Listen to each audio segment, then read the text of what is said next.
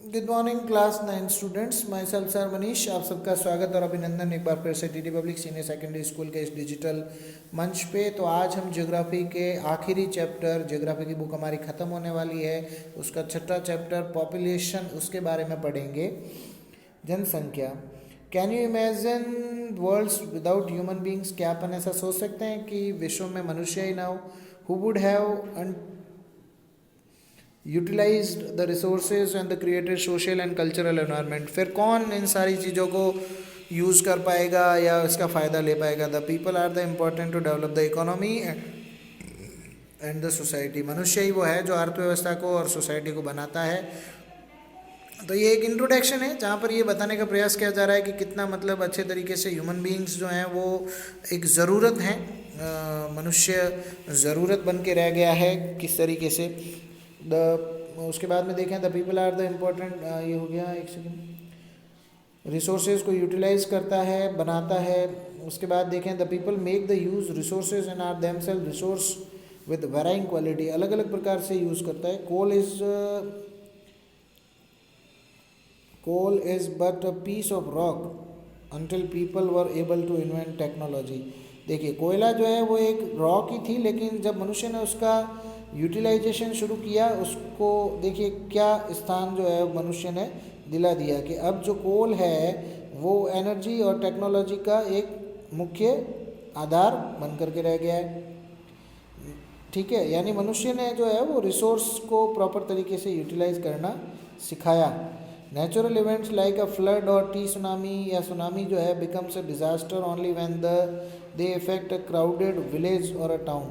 अब जैसे कोई भी मतलब अगर त्रासदी की बात करें, जैसे बाढ़ हो गई या सुनामी हो गई, वो डिज़ास्टर कब बन जाती है? जब वो किसी क्राउडेड विलेज या टाउन के आसपास जो है वो डिस्ट्रक्शन फैलाए। इसके अलावा तो वो नहीं करती। Hence population is not the pivotal element in social studies.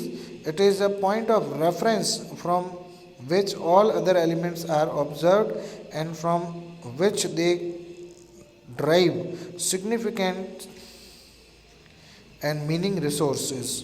यानी मनुष्य जो है वो एलिमेंट्स सोशल स्टडीज़ के अंदर जनसंख्या के बारे में पढ़ना वो ज़रूरी नहीं होता, लेकिन वो इसीलिए हम इसको प्रॉपर तरीके से पढ़ पा रहे हैं और पढ़ रहे हैं क्योंकि मनुष्य ही है जो किसी भी रिसोर्स को रिसोर्स में कन्वर्ट करता है और उसको प्रॉपर तरीके से यूटिलाइज करता है। और अगर उसका सही तरीके से यूटिलाइज करेगा तो लॉन्ग टर्म में बेनिफिट होगा, और अगर उसका गलत तरीके से इस्तेमाल करेगा तो कैलेमिटीज़ के रूप में होगा, डिस्ट्रॉयज़ के रूप में होगा, डिज़ास्टर के रूप में होगा। ठीक है, फिर अगर अपन देखें कहाँ गया, यहाँ से resources, calamities and disaster are all meaningful only in relation to human beings. मतलब मनुष्य से ही रिलेटेड हैं ये सभी, मैंने जैसा अभी आपको बताया। Their numbers, distribution, growth and characteristics qualities provide the basic background for understanding and appreciating all aspects of the environment. मनुष्य जो है वो सभी को किस तरीके से यूटिलाइज करना है उसके बारे में बताता है, और उसका यूटिलाइजेशन जो है वो डिसाइड करता है कि ये फ़ायदेमंद होगा या नुकसानदायक। Human beings are produced and consumers of earth resources, therefore it is important to know how many people are there in a country. और ये मनुष्य जो है वो एक प्रकार से कंज्यूमर है रिसोर्स का, अर्थ रिसोर्स का, तो इसलिए जानना बहुत ज़रूरी है कि कितनी जनसंख्या अवेलेबल है किसी देश के अंदर। वेयर डू दे लिव, कहाँ रहते हैं, how and they why their numbers are increased and what are their characteristics, क्यों उनकी जनसंख्या बढ़ रही है, उसकी क्या विशेषताएं हैं। तो इन सब के बारे में सेंसस जो है वो हमारे को इन्फॉर्मेशन देता है, पॉपुलेशन देश की कितनी बढ़ रही है, कहाँ क्या बढ़ रही है। ठीक है, उसके बाद अगर अपन देखें यहाँ पे we are primarily concern with 3 major questions about population. 3 मुख्य प्रश्नों के बारे में अपन जनसंख्या के रिगार्डेड अपन देख सकते हैं। पहला है पॉपुलेशन साइज एंड डिस्ट्रीब्यूशन, जनसंख्या, उसका फैलाव और कहाँ कहाँ कितनी जनसंख्या फैली हुई है। How many peoples are there, where they are live, where they are located, कहाँ पर लोकेटेड या सिचुएटेड हैं।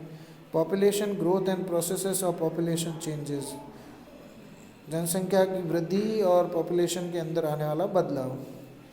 Characteristics of qualities of the population, यानी जनसंख्या के अंदर किस तरीके से क्वालिटीज़ या उसके अंदर बदलाव आता है, उसमें वो age, sex, composition, literacy level या ऑक्यूपेशनल स्ट्रक्चर को ध्यान में रखते हैं, हेल्थ कंडीशन को जो है वो ध्यान में रखा जाता है।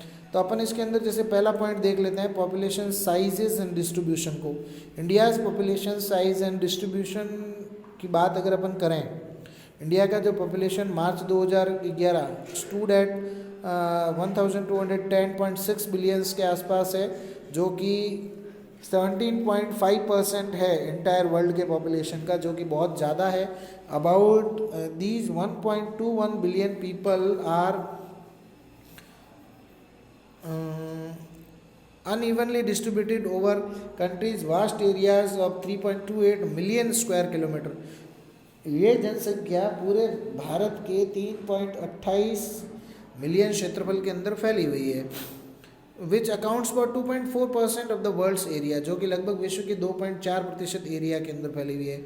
The 2011 census data reveals the Uttar Pradesh with the population size of 199 million is the most populous state of India. Bharat की 2011 की जनसंख्या की अगर अपन बात करें तो उसके अकॉर्डिंग उत्तर प्रदेश जो है वो सबसे ज़्यादा जनसंख्या वाला राज्य माना जाता है। Uttar Pradesh accounts for about 16% of the country's population. भारत की जनसंख्या का लगभग 16% जनसंख्या सिर्फ उत्तर प्रदेश में है। On the other hand the Himalayan state of Sikkim has a population of just about 0.6 million and Lakshadweep has only 64,429 people। और वहीं अगर अपन सिक्किम की और लक्षद्वीप की बात करें तो बिल्कुल कुछ भी नहीं है जनसंख्या, मतलब अगर सिक्किम की बात करें तो 0.6 मिलियन और लक्षद्वीप की बात करें तो मात्र 64,000। Almost half of the India's population lives in 5 states. There are Uttar Pradesh, Maharashtra, Bihar, West Bengal, Andhra Pradesh and Rajasthan. 5 ऐसे बड़े राज्य जो भारत की जनसंख्या का आधा हिस्सा जो है वो उसी में रहता है। उसमें यूपी है, महाराष्ट्र है, बिहार है, वेस्ट बंगाल है, आंध्र प्रदेश है और हमारा राजस्थान है। The biggest state in terms of area has only 5.5% of the total population of India। जिस क्षेत्र राजस्थान का एरिया सबसे बड़ा है, 5.5% पॉपुलेशन ही इंडिया की वहाँ पे रिसाइड करती है। दूसरा है India's population distribution by density. Population density provides a better picture of the uneven distribution. Population density is calculated as the number of persons per unit area। India is one of the most densely populated countries of the world। Density का मतलब है जनता पर square kilometre के अंदर कितनी रह रही है, उससे अपन को पता चलता है। उसमें इंडिया जो है वो मोस्ट डेंसली पॉपुलेटेड कंट्रीज़ के अंदर आता है विश्व के। The population density of India is the year 2011 was 382 persons पर स्क्वायर किलोमीटर, यानी भारत के पर स्क्वायर किलोमीटर के दायरे में 382 लोग रहते हैं। Densities varies from 1102 persons per square kilometer in Bihar to only 17 persons per square kilometer in Arunachal Pradesh. देखिए, जहाँ अगर अपन बिहार की बात करें वहाँ पर 1102 लोग पर स्क्वायर किलोमीटर में रहते हैं, वहीं बिहार से अगर अपन अरुणाचल प्रदेश चले जाएं तो मात्र 17 लोग पर स्क्वायर किलोमीटर में रह रहे हैं। यानी डेंसिटीज़ भी जो है वो एरिया के अकॉर्डिंग परिवर्तित होती है। A study of the figure 6.3 shows the pattern of uneven distribution of population density at the state level. हर राज्य के अंदर अलग अलग डेंसिटी लेवल आपको मिल सकता है देखने को। Note the state with population densities below 250 persons पर स्क्वायर किलोमीटर। ये आपके लिए एक काम दिया गया है, इसको छोड़िए। Assam and most of the peninsular states have moderate population density, hilly, dissected and rocky natures of the terrain, moderate to low rainfall, shallow and less fertile soils are influenced population densities in these areas।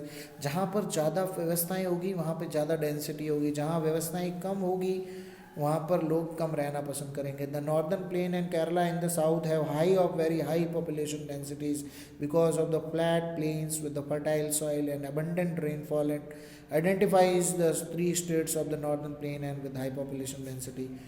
देखिए जहाँ पर अपन बात करें northern plains की या केरला की south के अंदर, तो वहाँ पे ज़्यादा लोग रहते हैं, हायर डेंसिटी है पॉपुलेशन की, क्योंकि वहाँ पे सॉइल फर्टाइल है, फ्लैटेंड एरिया है, आसानी से सब चीज़ें जो है वो अवेलेबल हो जाती है। तो इस वजह जो है वहाँ पे ये सारी चीज़ें अवेलेबल आसानी से होती है। फिर अपन अगला नेक्स्ट वीडियो लेक्चर में देखेंगे अगला पार्ट। तब मिलते हैं आपसे अगले पार्ट में, तब तक के लिए धन्यवाद।